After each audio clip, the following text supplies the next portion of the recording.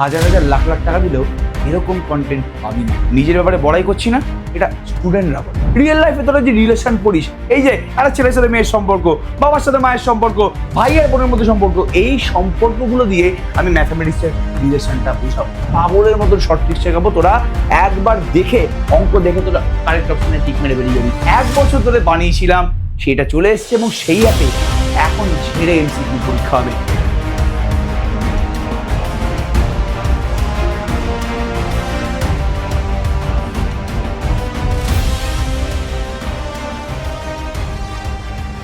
এই ইউটিউব চ্যানেলটাকে সাবস্ক্রাইব করেছিস মানে এবং এই ভিডিওটা ক্লিক করেছিস মানে তোরা ক্লাস 11 এর ম্যাথামেটিক্স নিয়ে কিন্তু সত্যি সিরিয়াস।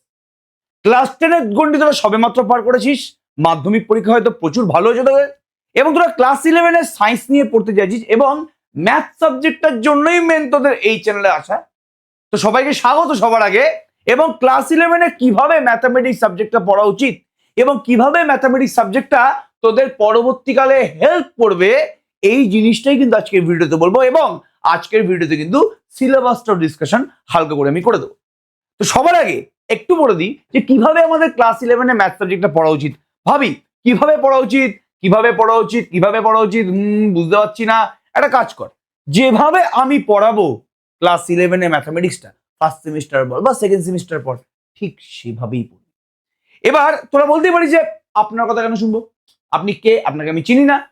সো আমার এই কথার যুক্তি পুরোপুরি যথার্থ করার জন্য যেই স্টুডেন্টগুলো ক্লাস 11 এ পুরোপুরি আমাদের কাছে পড়েছে তারাই বলে দেবে, এবং যেই স্টুডেন্টগুলো আমার লাস্ট 20 ঘন্টার ম্যারাথন ক্লাস করেছে তারাও বলে দেবে। ক্লাস 11 এ এই যে ব্যাচটা বেরোলো, যারা ক্লাস 12 এ এখন জাস্ট উঠতে চলেছে, তাদেরকে যেভাবে লাস্ট ইয়ারে সাপোর্ট দিয়েছি, তারপরে তারাও কিন্তু আমাদেরকে রেকমেন্ড করবে এবং বলবে যে যেভাবে অয়ন স্যার পড়ানোর চেষ্টা করছে বা যেভাবে অয়ন স্যার পড়াচ্ছে সেভাবেই পড়, ম্যাথামেটিক্স সাবজেক্টটাকে নিয়ে টেনশন নিস না। এবং আমিও বলছি তোরা সত্যিই টেনশন নিস না।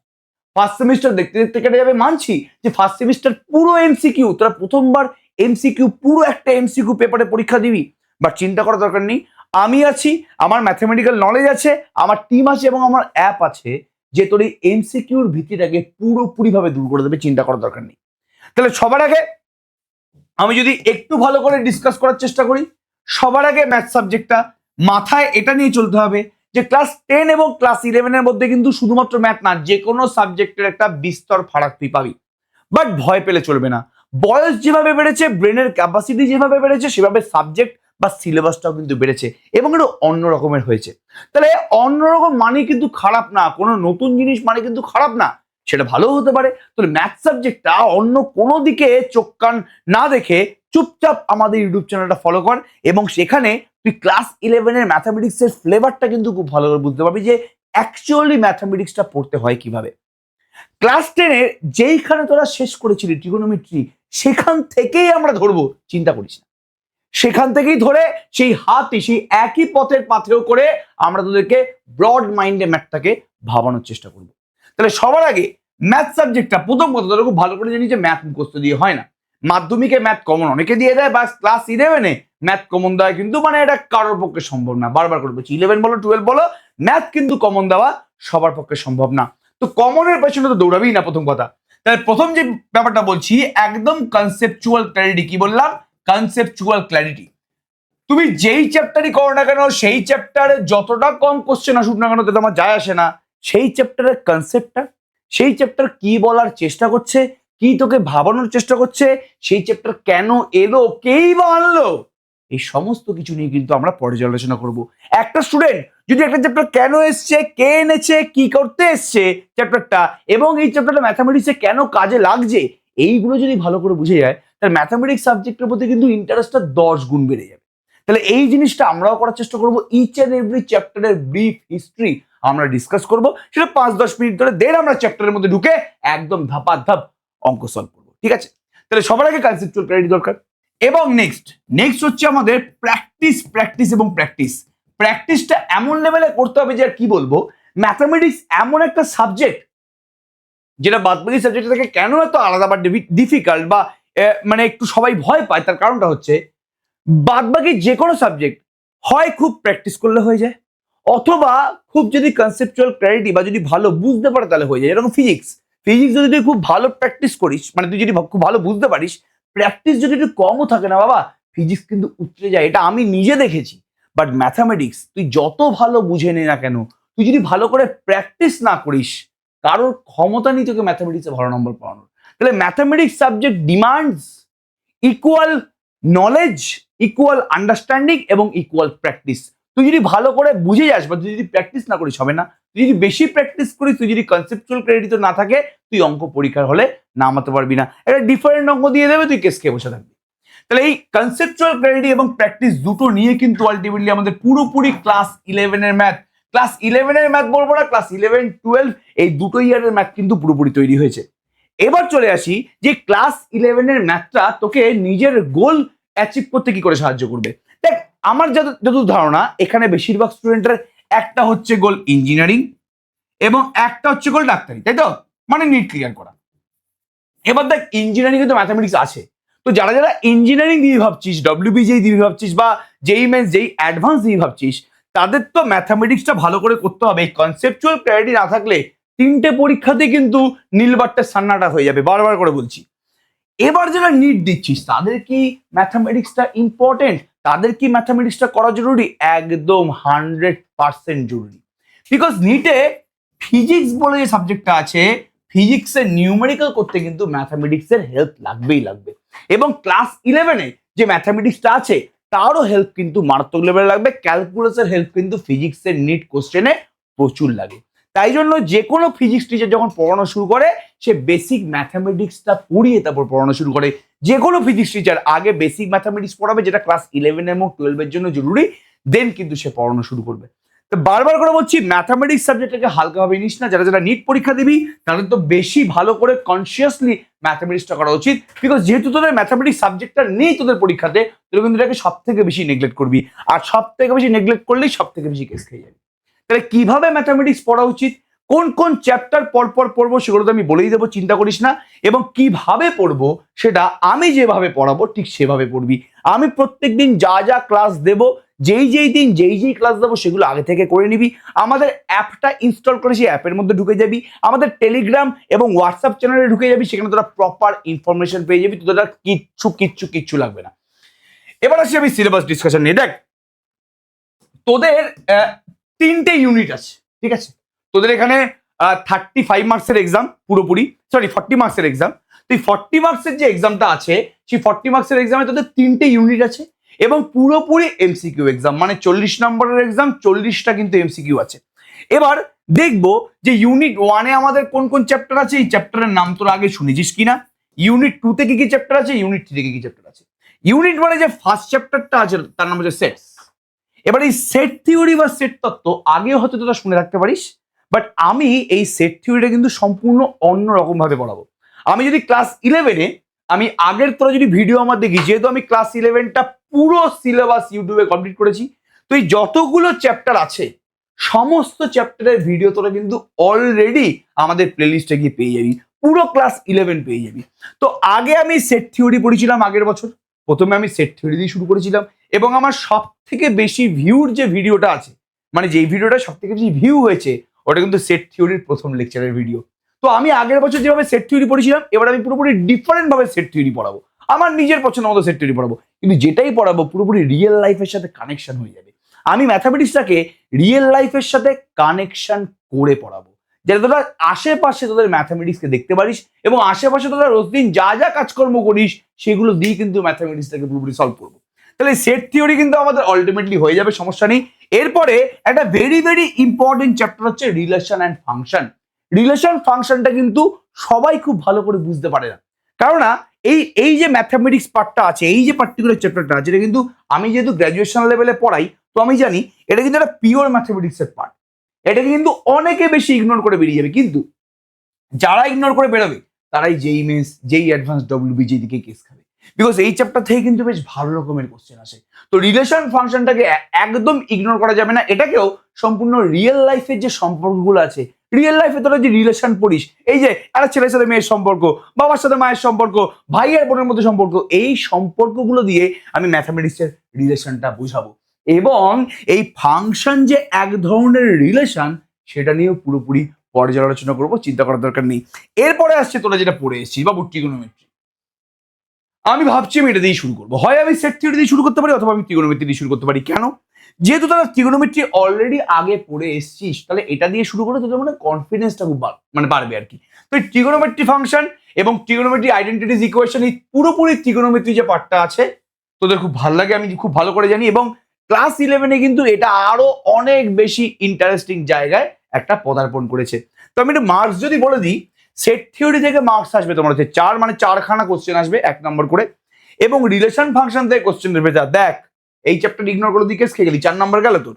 এবং ট্রিগোনোমেট্রি থেকে কোশ্চেন আসবে 7। ট্রিগোনোমেট্রি কিন্তু অনেকগুলো চ্যাপ্টার আছে, 6-7টা তোমার চ্যাপ্টার আছে, তাহলে 6-7খানা চ্যাপ্টার থেকে কিন্তু 7 নম্বরের কোশ্চেন আসবে। প্রচুর প্রচুর প্রচুর রকমের শর্ট ট্রিক শেখাবো, পাগলের মতন শর্ট ট্রিক শেখাবো। তোরা একবার দেখে অঙ্ক দেখে তোরা কারেক্ট অপশনে টিক মেরে বেরিয়ে যাবি। তাহলে ভালো করে কনসেপচুয়াল ক্ল্যারিটি দেবো, কিভাবে বড় করে অঙ্কটা সলভ করতে হয় সেটা শেখাবো, এবং শর্ট ট্রিক্সও শেখাবো। চিন্তা করার দরকার নেই সব। এবার ইউনিট 2-তে আমাদের কি আছে? ইউনিট 2-তে আমাদের একদম ফার্স্ট চ্যাপ্টার, ইউনিট 2 হচ্ছে আমাদের অ্যালজেব্রা। তাহলে এই অ্যালজেব্রাতে আমাদের ফার্স্ট টপিকটা হচ্ছে কমপ্লেক্স নাম্বার বা জটিল সংখ্যা। তাহলে কমপ্লেক্স নাম্বার বা জটিল সংখ্যা এবং কোয়াড্রেটিক ইকুয়েশন মানে দ্বিঘাত সমীকরণ, এই পার্টিকুলার চ্যাপ্টার থেকে কিন্তু বিশাল কোশ্চেন আসবে। দেখেই বুঝতে পারছিস 6 মার্কস কিন্তু এখান থেকে আসবে, 6 নম্বর কিন্তু এখান থেকে আসবে, মানে তোর 6টা এমসিকিউ এখান থেকে আসবে। এবং কিরম ধরনের এমসিকিউ আসবে, এগুলো আমরা যেগুলো করাবো সেরকম টাইপের এমসিকিউ আসবে, একদম চিন্তা করার দরকার নেই। এরপর হচ্ছে লিনিয়ার ইনইকুয়ালিটিজ, এই চ্যাপ্টারের নাম হচ্ছে রৈখিক অসমীকরণ। তোরা তো সমীকরণ সমাধান করে এসেছিস, কিন্তু অসমীকরণ কি সমাধান করেছিস? তোরা তো একটা সমীকরণে এই সিম্বলটা দেখেছিস, ইকুয়াল সিম্বল দেখেছিস, তোরা কি লেস দেন, গ্রেটার দেন বা less than equals to, greater than equals to দেখেছিস? যদি না দেখে থাকিস তাহলে তোরা এই চ্যাপ্টারে ভালো করে দেখবি কিভাবে অসমীকরণের সমাধান করতে হয়।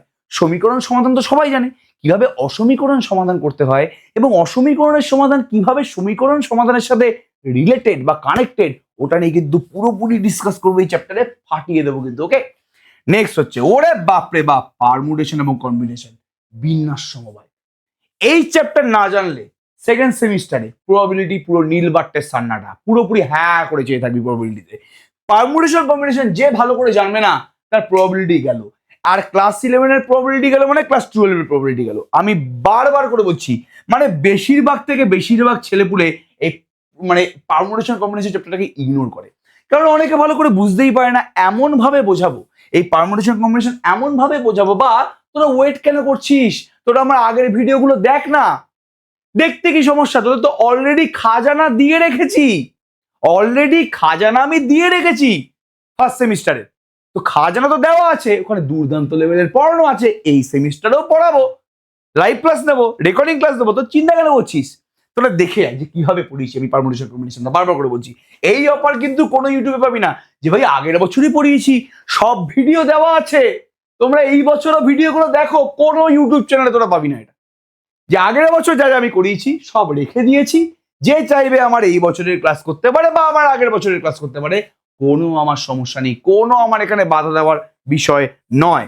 তো complex number, linear equality, permutation combination, এই 3টে চ্যাপ্টার কিন্তু দেখ 5 নম্বর কিন্তু এখানে আসে। এটা খালি 5 নম্বরের জন্য না, এটা তোর ভবিষ্যৎ ধ্বংস করে দিতে পারে, তোকে প্রবাবিলিটিতে পুরো একদম বসিয়ে দিতে পারে যদি তুই চ্যাপ্টার ভালো করে না পড়িস। অবশ্যই লিনিয়ার ইনইকুয়ালিটিস বা অসমীকরণ, এখান থেকে 4 মার্কসের কোশ্চেন আসবে।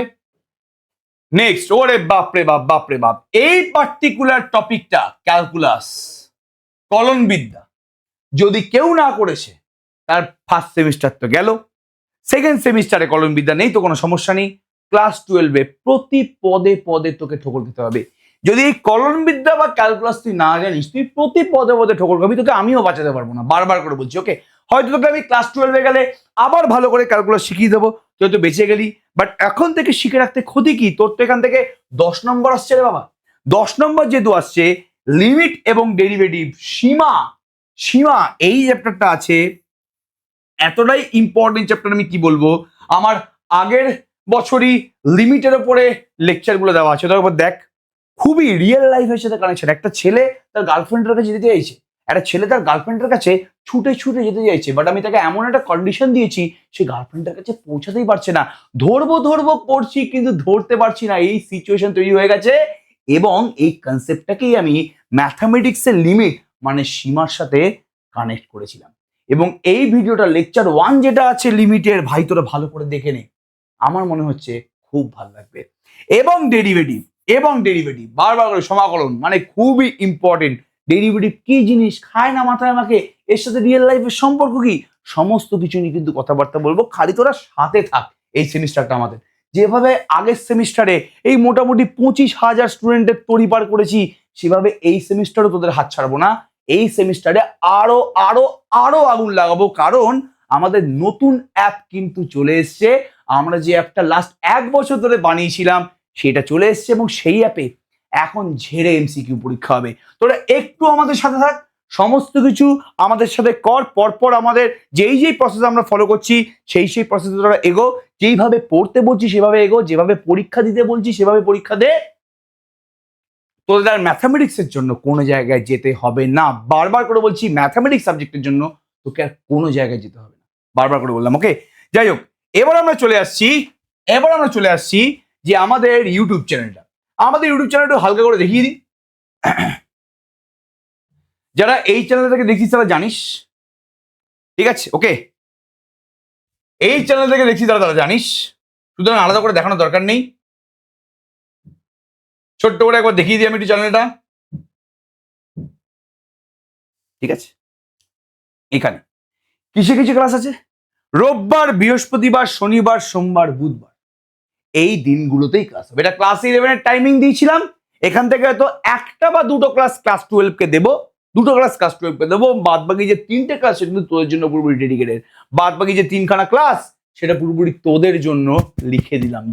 তোদের জন্য ক্লাস লিখে দিলাম। কোন কোন দিন ক্লাস করাবো, লাইভ ক্লাস হবে না রেকর্ডিং ক্লাস হবে, কিভাবে ক্লাস করাবো, কবে থেকে ক্লাস শুরু করব, সমস্ত কিছু নিয়ে ডিসকাস করবো। চিন্তা করিস না, হয়তো ক্লাস পরশু থেকে শুরু হতে পারে, কালকে থেকে শুরু হতে পারে, তারপরের দিন থেকে শুরু হতে পারে, সমস্ত কিছু জানিয়ে দেওয়া হবে।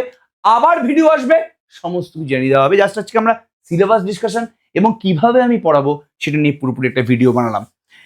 এরপরে আমাদের কোর্স ফিস কি হবে? দেখ, যখন আমি বলছি আমি পুরোপুরিটা ইউটিউবে করাবো, আমি যেহেতু পুরোপুরি জিনিসটা ইউটিউবে করাবো, তাহলে এখান থেকে ফিজ আসছে কোথা থেকে? আমি তো বুঝতে পারছি না বাবু। ক্লাস 11 এর ফার্স্ট সেমিস্টারে এই ফিজের গল্পটা আসছে কোথা থেকে? ভাই রে, ইউটিউবে করাবো তো। আগের বছর যেভাবে তোদের দাদা দিদিদের ইউটিউবে ফ্রিতে পড়িয়েছিলাম, এবারও তোদের ফার্স্ট সেমিস্টারটা পুরোপুরি আবার হরির লুট। ভাই, লেগে গেছে হরির লুট। ফ্রিতে পড়াবো মানে ফ্রি এর কন্টেন্ট ভাবিস না। হয়তো হাজার লাখ টাকা দিলেও এরকম কন্টেন্ট পাবি না। নিজের ব্যাপারে বড়াই করছি না, এটা স্টুডেন্টরা বলে। আমার এখনো অনেক কিছু শেখা বাকি আছে। আমি নিজেকে সব থেকে বেস্ট ম্যাথামেটিক্স টিচার বলি না, আমি সব থেকে হয়তো খারাপ। আমি সবার কাছে থেকে অনেক কিছু শিখি এবং আমার এখনো অনেক কিছু শেখার বাকি আছে। কিন্তু স্টুডেন্টরা মাঝে মাঝে বলে ফেলে যে এই কন্টেন্ট বোধহয় লাখ টাকা দিলেও কোনো জায়গায় বসলো অফলাইন কোচিং সেন্টারও পাওয়া যাবে না। সেই কন্টেন্ট যখন আমি ফ্রিতে দিচ্ছি, চিন্তা করিস না। বারবার করে বলছি, এইটার উপরে ভরসা রাখ। যেটা পড়াবো, যেভাবে পড়াবো, তোদের পরীক্ষাতে 1%ও কোনো প্রবলেম থাকবে না। তো ম্যাথামেটিক্সের জন্য তোরা ভরসা করতে পারিস, তোরা পড়তে পারিস। বাট আমাদের চ্যানেলে যা যা পড়ানো হবে সেটুকুনি পড়লেই তোমার ক্লাস 11 এর ম্যাথামেটিক্স ফার্স্ট সেমিস্টার এবং তোমার ক্লাস 11 এর ম্যাথামেটিক্সের ভিত তৈরি হয়ে গেল। চিন্তা করো না বস। সবাইকে অল দ্য বেস্ট, দেখা হচ্ছে তোদের।